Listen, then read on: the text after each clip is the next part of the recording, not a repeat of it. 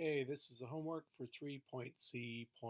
In the first reaction, 9.70, we're supposed to find the bond energy of the O3 molecule.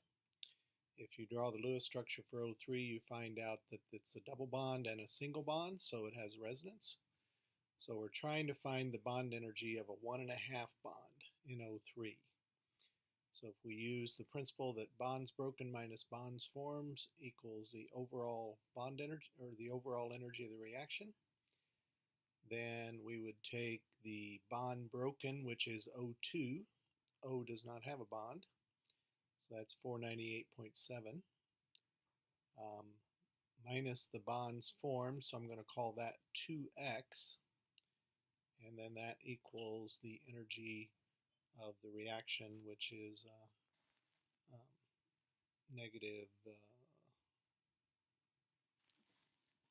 107.2. So working out the algebra, I got that the bond energy for breaking the O3 bond, the 1.5 bonds in O3, are each worth 303 kilojoules per mole of bond. Okay, 9.72a is fairly standard. It's a problem where we're supposed to take the bonds broken minus bonds formed to get the overall energy. There's quite a few bonds to add up here. There are 12 CH bonds, 2 C carbon bonds, 7 O2 bonds, double bonds, and then we make 8 carbon double bonded O's and 12 OH single bonds. So I looked those up in the chart in the book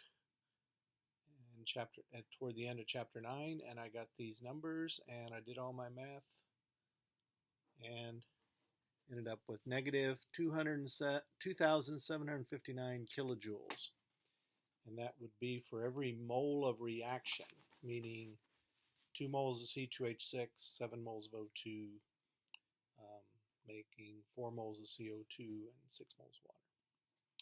Okay, and then the final task on this homework was to come up with 5 chemical changes and 5 physical changes and write some kind of formula equation for them. So here are my examples. I did some fairly easy examples of them.